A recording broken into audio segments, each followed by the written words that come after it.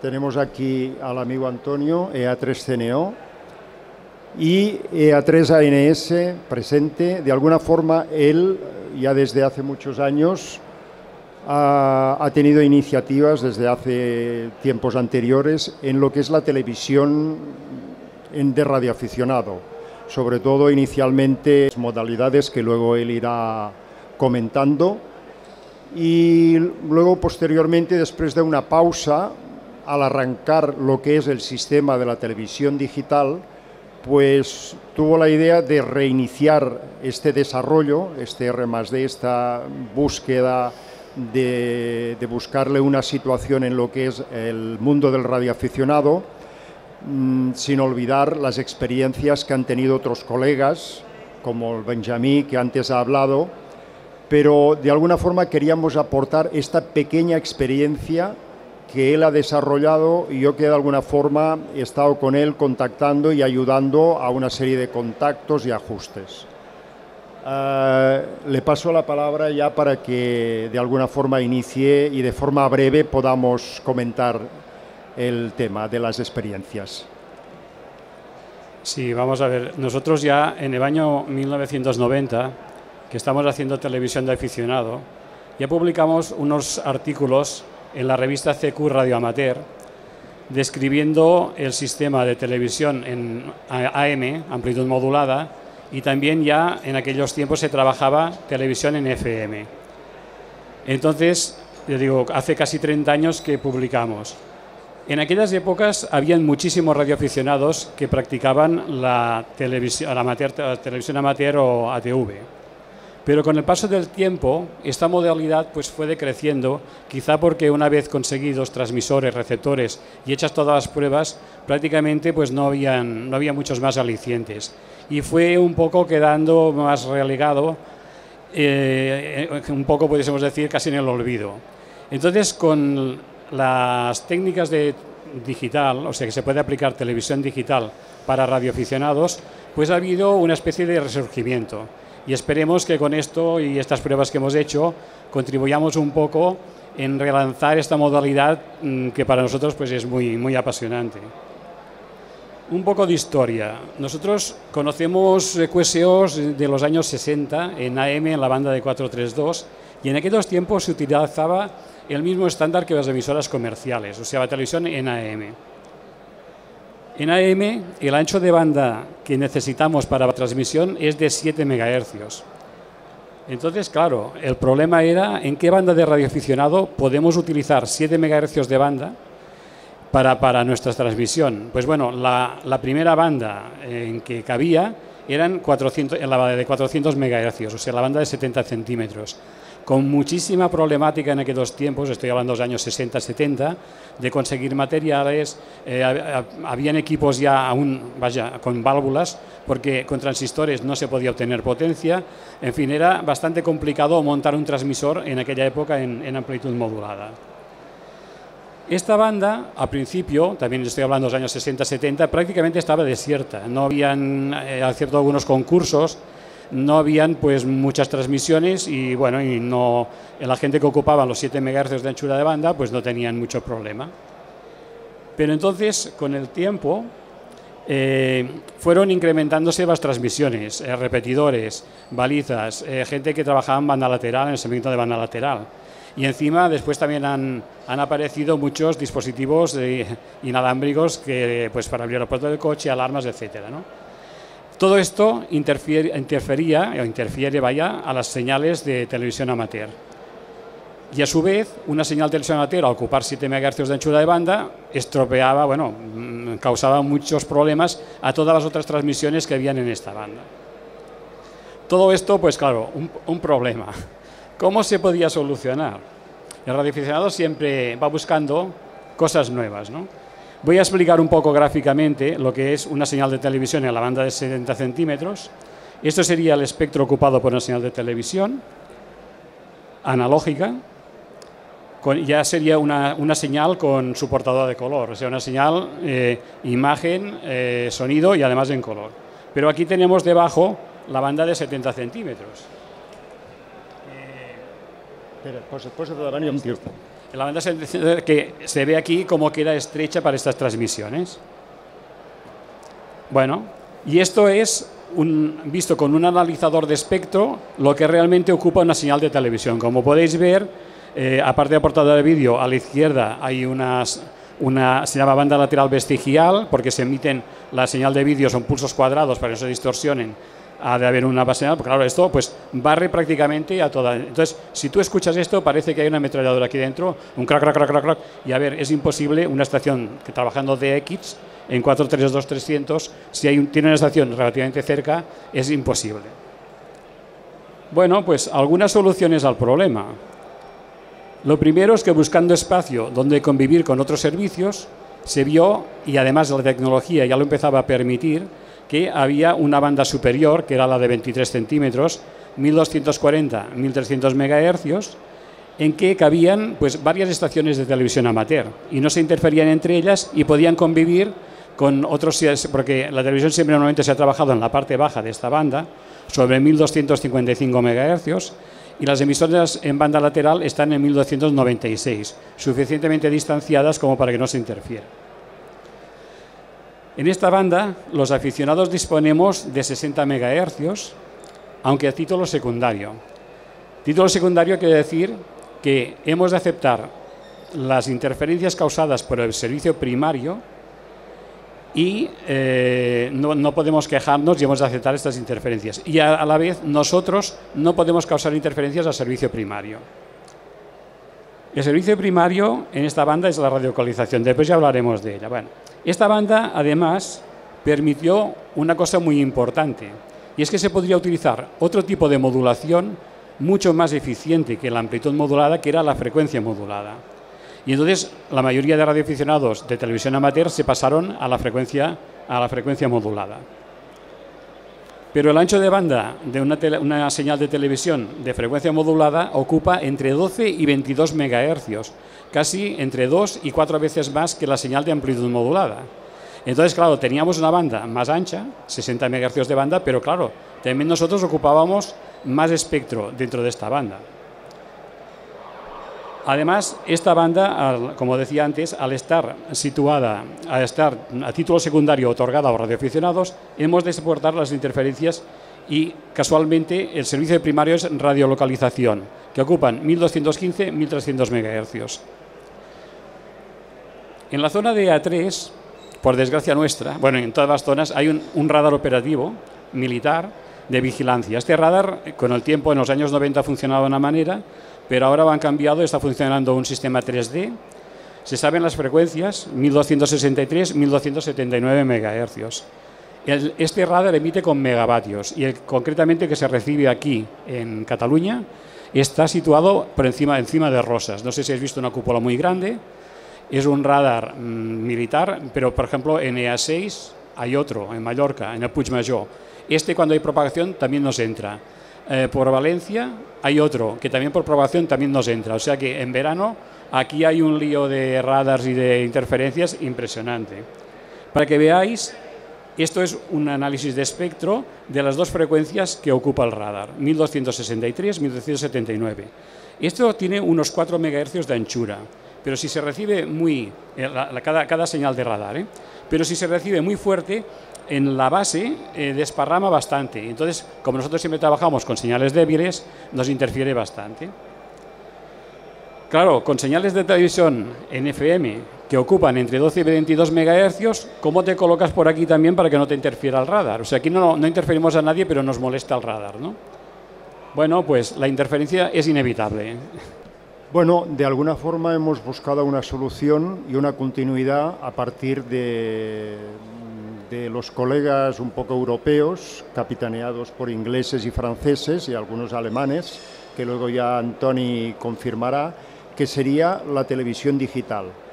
La televisión comercial ya hace años en toda Europa occidental y oriental ya ha pasado al sistema digital en su modalidad terrestre y de alguna forma pues nosotros los radioaficionados vamos a aprovecharnos de lo que sería la variante del Digital Video Broadcasting, que es el acrónimo del sistema digital, pero en su particularidad de satélite. Sabemos que hay la parte de satélite y la parte de terrestre. En gran parte de Europa, hablamos de la Europa occidental, Francia e Inglaterra, se ha adoptado la modalidad Digital Video Broadcasting satélite, aunque ya se está utilizando en la parte comercial el S2. Y en la parte de Alemania hemos notado que están utilizando lo que es el Digital Video Broadcasting T, incluso el T2, que ya se está implementando en Alemania. Nosotros estamos al inicio, captando un poco la idea de esta, con lo que sería el S, con una portadora modulada en QPSK, en un sistema de QPSK. El ancho, pues claro, dependerá del symbol rate, del symbol rate que normalmente en sistemas comerciales es muy alto, está en 27.500, 30.000, 22.000, son symbol rates que los operadores satelitales utilizan a menudo. Sí, este symbol rate, esta palabra, bueno, estas dos letras aparecerán muchas veces durante la charla, ¿no? Symbol rate es la velocidad de transmisión. Entonces, todo lo que digamos, por ejemplo, en radioaficionados, pues hay estándares de 4 megasamples, o sea, megasamples por segundo, y siempre saldrá expresando el symbol rate. O sea, es para decir que serían los bits por segundo, que sería la trama que se generaba transmisión. Sí, de alguna forma el cálculo de la anchura, por así decirlo, de la señal, este symbol rate, tendrá un multiplicado por 1,35, que sería el que resultarían. Total, que si tenemos un symbol rate a nivel aficionado de 2 o 4, tengamos en cuenta que 2 o 4 megabits por segundo es la velocidad que utilizan normalmente las transmisiones que no son de enlaces. Prácticamente los enlaces vía satelitales utilizan entre 2 y 4 megabits. Prácticamente resultarán en un ancho a menos 3 dB, en un ancho de 2,7 a 5,4 megaciclos aproximadamente. Realmente hace años ya que los radioaficionados europeos, algunos de Estados Unidos creo también, ¿no?, están utilizando lo que es la variante de la televisión digital. Ya he comentado anteriormente que se adoptó porque se adapta más al sistema nuestro, lo que sería el Digital Video Broadcasting S, que es el que utilizamos en satélite, pero que nosotros lo utilizamos en vía terrestre. Sí, como podéis ver, hablábamos de 2,7, 5,4 MHz de anchura de banda, comparado con la transmisión de televisión amateur AM, ya es notable la diferencia, ya estamos reduciendo el ancho de banda. Bueno, en el año, no hace mucho, en el año 2014 aproximadamente, en el Reino Unido les dio un plan de banda que ya quisiéramos nosotros, que es la extensión de los 2 metros, de 146 a 147 megaciclos. Importante, una banda que aquí está bastante infrautilizada y que allí y tal. Y de alguna forma este megaciclo se utiliza para bandas de Digital Audio Television, para televisión digital. Si veis por debajo el plan efectivo desde el 31 de octubre, que sale en la pantalla, pues ya coloca los 146.500 como centro de frecuencia de la televisión digital en banda estrecha. Sí. En Inglaterra, Francia y otros países, muchísimas estaciones están adoptando el estándar de symbol rate bajo, no solo para poder transmitir en esta nueva banda de 2 metros, sino también transmiten en la de 70 centímetros, incluso transmiten en 23 y en 3 centímetros. Después veréis el por qué han adoptado estas modulaciones de banda más estrecha. Actualmente, en Inglaterra, incluso les han dado concesiones para experimentar televisión amateur en la banda de 70 MHz, pero siempre, claro, ocupando con este estándar de 333 kilosímbolos por segundo, que ocupa unos 450 kHz de anchura de banda. Ahí pueden transmitir.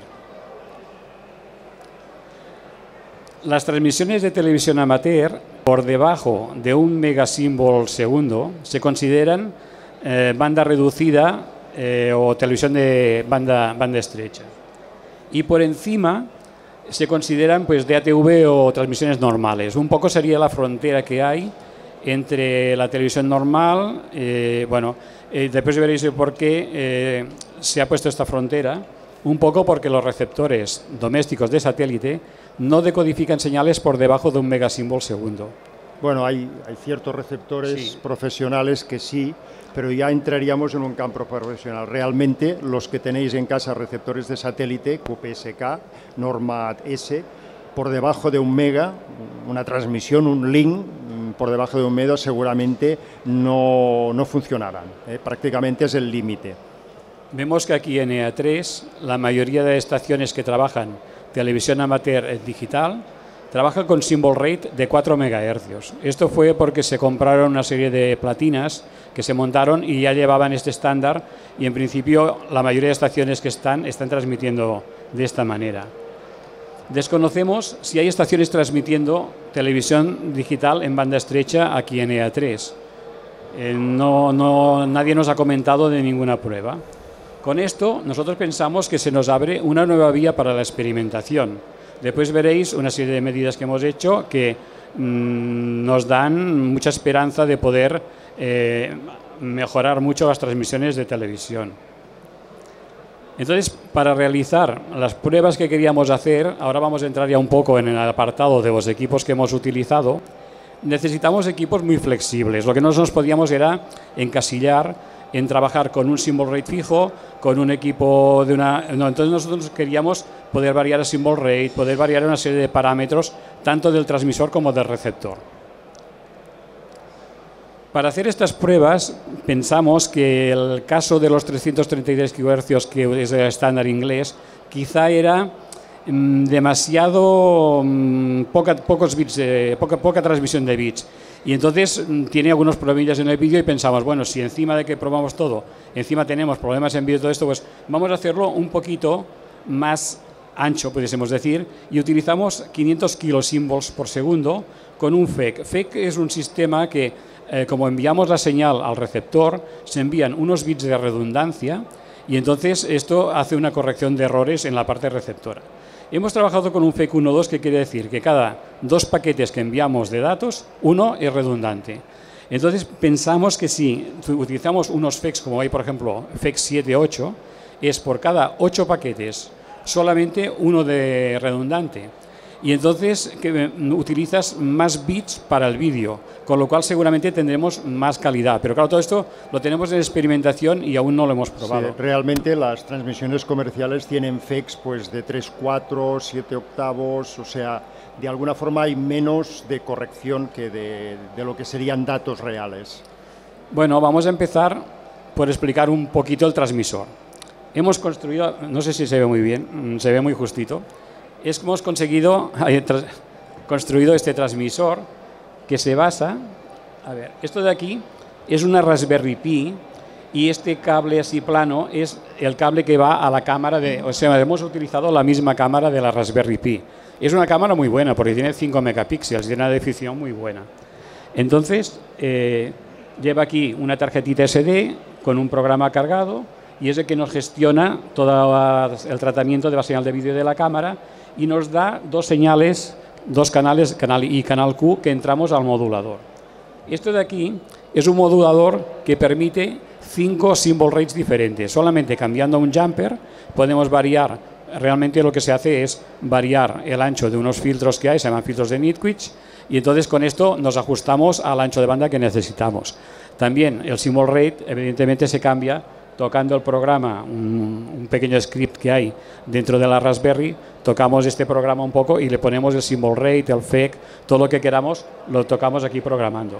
Por aquí están unos conectores USB, que por ahí podemos entrar un PC y variar los. Después, este modulador, por otro lado, necesita un oscilador local. El oscilador local es un chip PLL, que lo encontramos a través de un microcontrolador y nos da la frecuencia que queremos poner. Incluso podríamos poner varias frecuencias. El chip es un ADF 4351, bueno, que permite programar. Este chip realmente, este PLL, funciona de 35 a 4000 megaciclos y se puede programar en cualquier punto del espectro. Y esto de aquí, que está puesto al revés, es un amplificador porque el modulador realmente nos saca, pues nada, 1 milivatio, unos 0 dBm. Y hemos de subir la señal, que en este caso lo hemos subido a 200 milivatios. Este transmisor es el excitador, podríamos decir.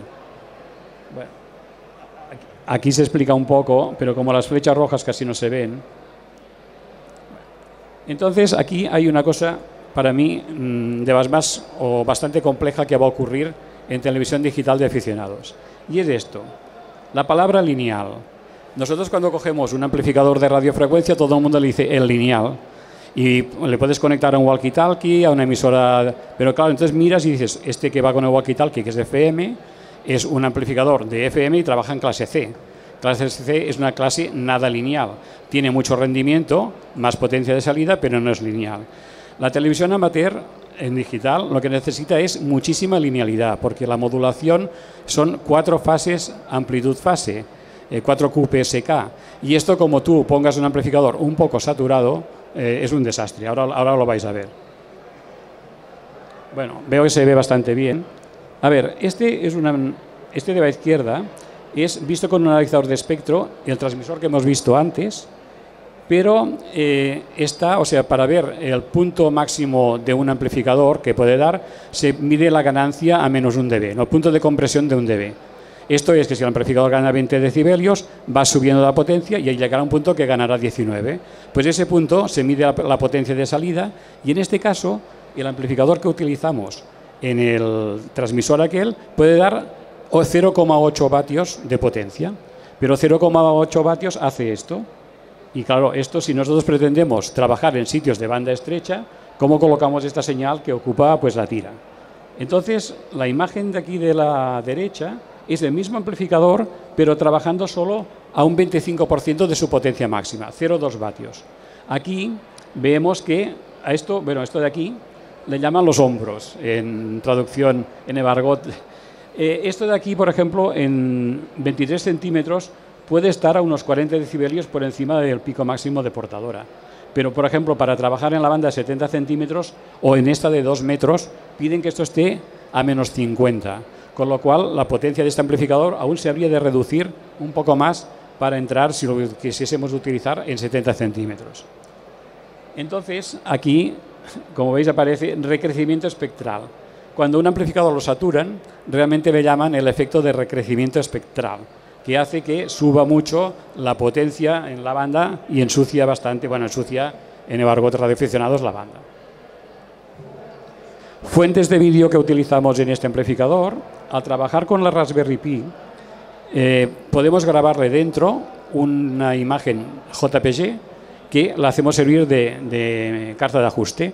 En este caso, como sale en MPG2, es una codificación de vídeo, y el espectro de la señal es relación 4.3.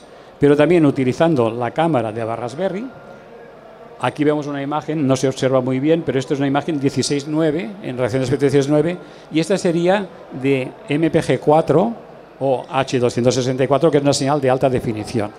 Esto para transmitir en banda estrecha, dicen que es mucho mejor trabajar en H264 que en MPG2. Receptor. Aquí está el kit de la cuestión. Como hemos dicho antes, los receptores de satélite no decodifican por debajo de un megasymbol, pero a no ser, bueno, hay unos receptores profesionales que se basan en sistemas Linux, que estos sí que decodifican, pero son muy caros. Salen fuera del ámbito de radioaficionados. Entonces también existen unas placas exteriores, que son placas sintonizadoras, que entonces se pueden conectar o en un slot del PC o por un port USB. Y entonces, claro, hay un programa que se carga en el PC que es el que se encarga de toda la decodificación. Entonces, estas placas permiten decodificar symbol rates entre 125 y 27 MHz, o sea, desde la banda más estrecha utilizada por radioaficionados hasta las emisiones de satélite que llevan cuatro canales multiplexados o más, ¿no? Y entonces se pueden decodificar incluso todos los canales multiplexados. Y esta es la placa. No se observa muy bien, pero esta placa realmente es muy sencilla. Esto es un sintonizador, los mismos que llevan los receptores de satélite. Aquí hay unos reguladores de tensión porque necesita una serie de tensiones. Son un regulador de 5 voltios, uno de 3,3, uno de 1 voltio. Y esto es una placa adaptadora de un bus I2C y además 8, como un canal paralelo, 8 entradas, y lo pasa todo a un conector USB, que es un mini conector USB. Esta es la placa que hemos utilizado nosotros estamos utilizando para nuestras pruebas.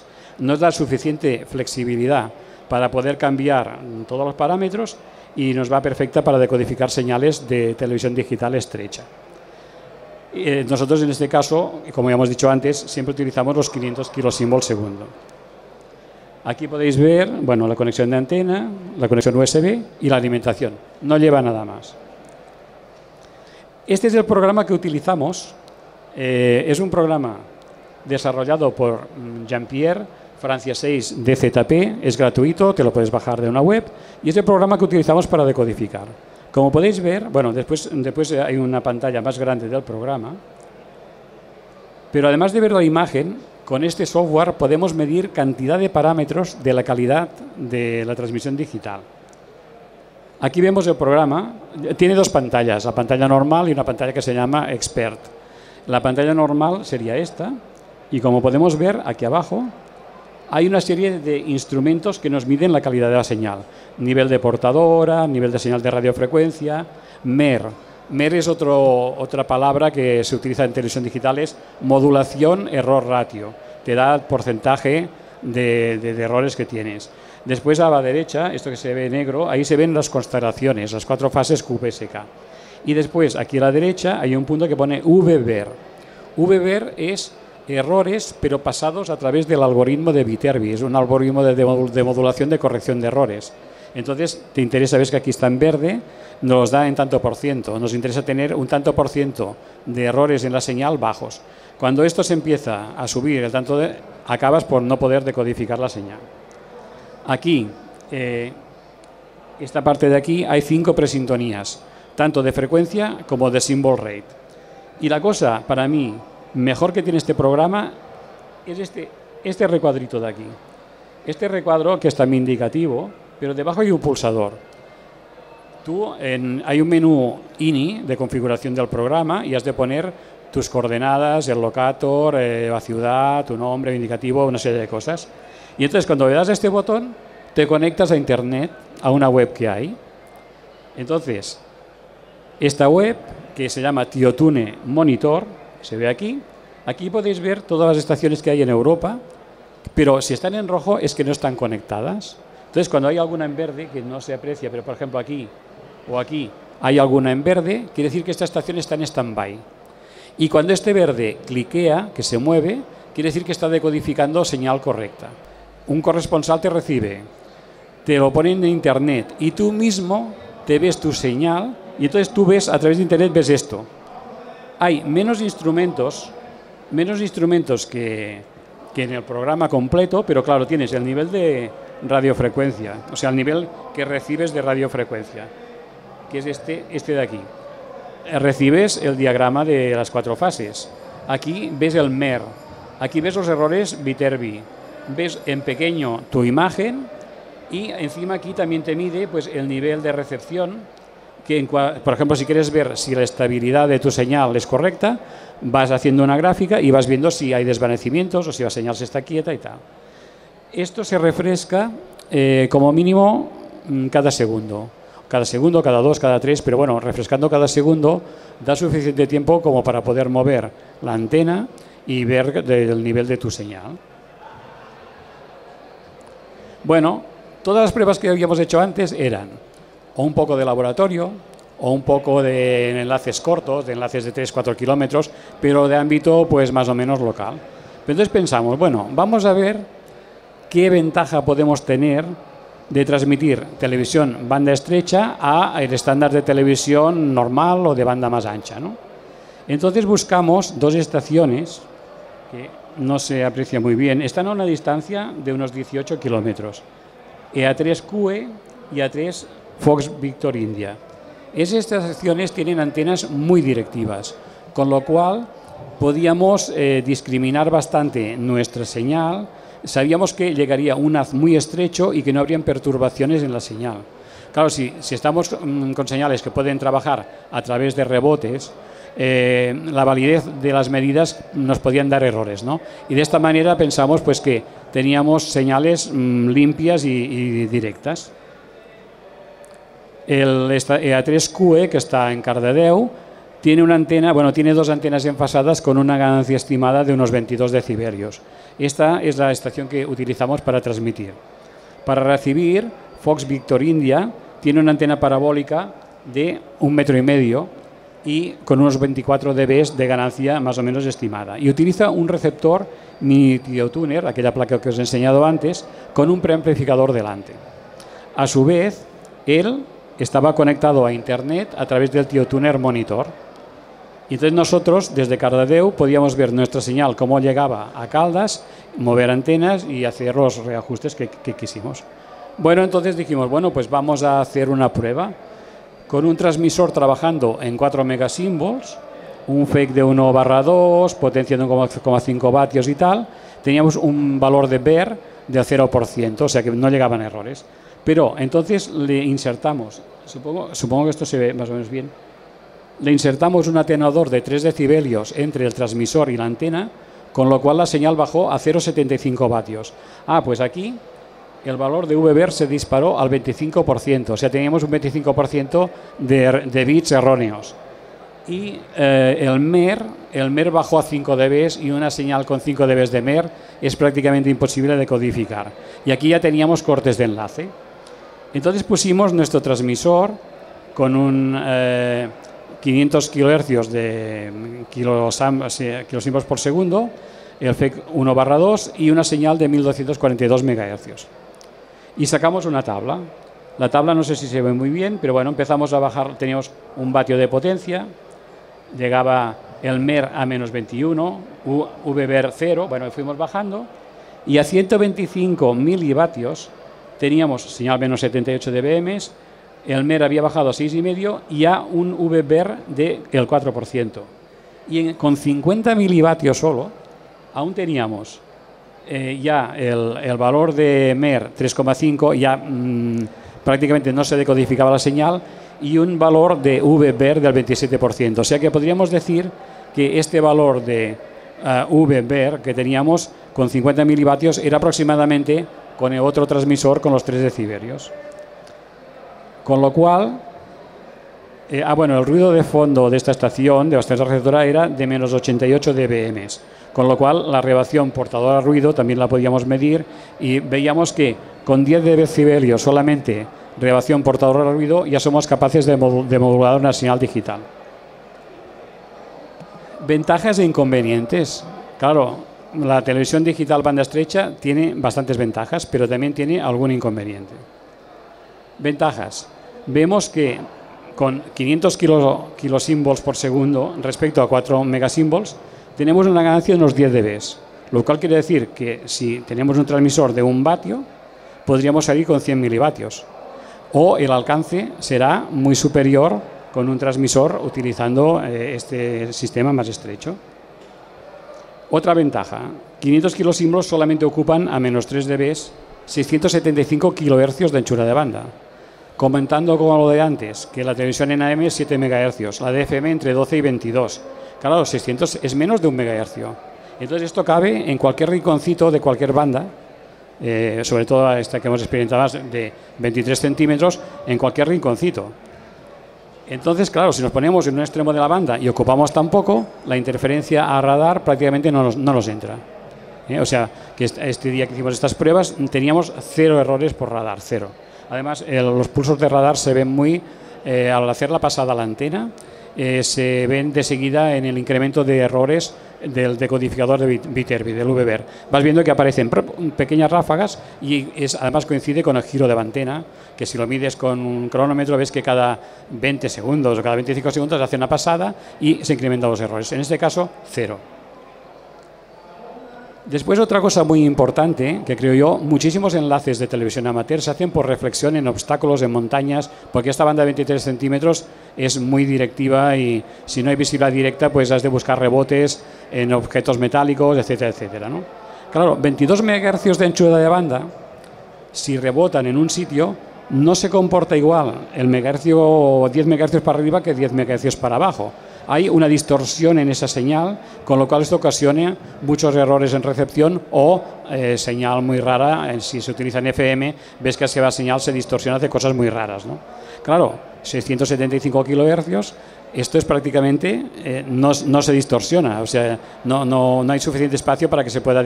Y las señales quedan muchísimo más limpias en cuanto a distorsión de fase en este aspecto. Bueno, desventajas. Como hemos dicho antes, las desventajas es, los receptores de satélite comerciales no sirven para decodificar por debajo de un megasymbol, pero tenemos, por suerte, estas placas decodificadoras, que además son relativamente baratas, se encuentran, las que se insertan en el PC, se encuentran por eBay, creo que por unos 30 euros, y esta que hemos comprado nosotros, que hemos comprado al club de los ingleses, debe valer unos 60 euros. Te las has de montar tú, te dan una bolsita con un kit y te vas de montar, pero no tiene ajustes. Y después, pérdida de calidad de vídeo. Esto tiene un efecto muy raro, porque hay gente que dice, no pixela, no pixela. Ocurre una cosa, a ver, cuando la señal de vídeo queda codificada, los 500 kilosímbolos, claro, es una tubería, ¿no?, que pasa en una serie de bits. Si es la señal de la carta de ajuste, ningún problema. Sale la señal de la carta de ajuste y sale bien. Pero cuando pones cámara, si tú enfocas este PC, tampoco pasa nada. Pero a la que mueves la cámara, sobre todo si hay blancos detrás, ves que los blancos hacen una especie de aguas, pero solamente es el momento de mover la cámara. En cuanto a la imagen, o sea que es una imagen que no requiere mucho movimiento. Pero claro, pienso yo que la televisión de aficionados no es para pasar películas.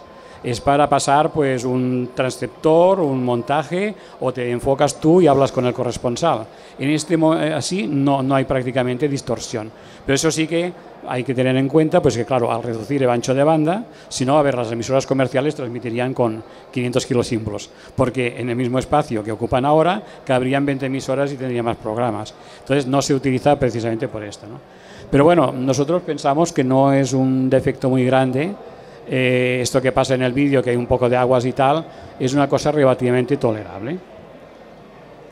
Bueno, aquí hemos puesto sitios de interés, lo que pasa que como no se ve casi, si a alguien le interesa, si me escribe un correo o algo, pues yo se lo reenvío. Este primero es de una web que hay francesa que se llama Viva DATV. Aquí es donde está el programa TioTuner Monitor, que es gratuito. Bueno, y además es donde te puedes colgar, y si te registras, que también es gratuito, puedes descargarte, por ejemplo, el programa que lleva el TioTune, aquel que hemos visto, el programa aquel, es totalmente gratuito. Pero has de registrarte antes, poner tu indicativo y poner un password, y entonces te dejan descargar programas. En este caso la imagen era de la versión 4C, pero ahora ya otro día me descargué la 05A y van actualizando cosas, ¿no? Esta es otra web muy interesante, que es la del club inglés, el British Amateur Television Club. Esta gente tiene un foro que solamente las discusiones en el foro es que aprendes un montón de cosas. Tienen un foro, ellos debaten todo, ¿no? O sea, otro día mismo pues discutían sobre conectar directamente el PC con el transmisor, porque se hacía a través del router, y entonces salen 3 o 4 explicando cómo se hace, y bueno, y hay mucho debate y está muy bien.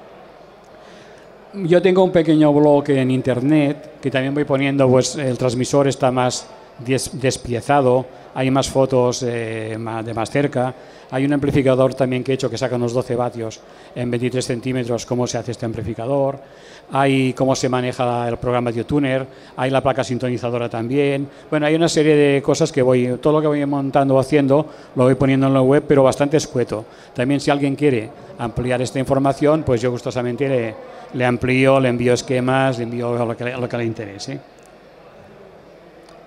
Y después también hay otra cosa, que es, desde el club inglés editaron en el año 2015 este PDF, que aquí explica los principios de la televisión digital banda estrecha, y aquí sale explicado, claro, 2015 y 2017 han pasado 2 años, quizá esto ha quedado un poco desactualizado, pero hay muchos circuitos de los que se utilizan y da una idea general, hablando, pues mira, aquí respuestas de un filtro de Nitwich, una serie de cosas, lo que es la intermodulación en los amplificadores, está bien. Y entonces aquí es de libre bajada, o sea, vas aquí al al club este y bueno, pones esta dirección que lo puedes bajar gratuitamente.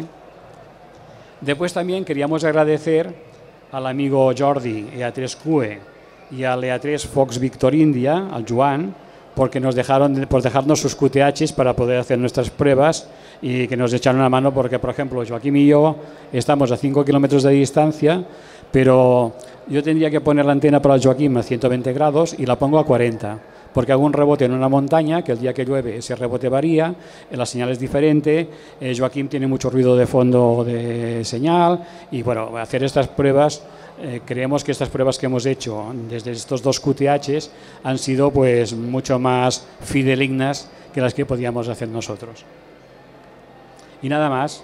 Muchas gracias por vuestra atención. Si tenéis alguna pregunta o queréis cualquier consulta, pues ya lo sabéis. Seguiremos haciendo pruebas y pensamos que, bueno, hemos empezado hablando de la banda de 70 centímetros, que si habían tantos problemas en los años 60-70 de interferencias y tal, bueno, pues si ahora ocupamos una cosa tan estrecha, ¿por qué no podemos hacer pruebas en 70 centímetros? Que algún rinconcito por allá hay dedicado a transmisiones digitales y claro, la ventaja de trabajar en una banda como es de 70 centímetros para poder probar, porque nosotros la finalidad es de probar DX en televisión. En la televisión sacarla de este ámbito local, que parece ser un ámbito local, a poder hacer comunicaciones a larga distancia. Entonces, si bajásemos de banda, que tiene menos atenuación, podemos también tener más potencia, pues sería una cosa muy interesante. Pero bueno, eso son pruebas que vamos haciendo y vamos investigando y bueno, nos lo pasamos muy bien haciendo cosas de estas. Sobre todo pues, montando equipos. Montando equipos que y también... haciendo agujeros con el taladro. Haciendo agujeros y mecanizando cajas. Bueno, lo que se había olvidado un poco, ¿no?, de lo que era el radioaficionado de hace tantos años, que todo esto es que prácticamente no existe en el mercado comercial porque hay muy pocos usuarios, muy poca demanda, pero hay mucha información y por internet puedes comprar lo que quieras y eso sí, paciencia, montar y bueno... y el otro día estuve en una caja para que se refrigerase 500 agujeros en una placa de aluminio. Me pasé toda una tarde. Pero bueno, mira, te pones la radio o pones música y taladras y te lo pasas bien. Pues muchas gracias a todos y, en fin,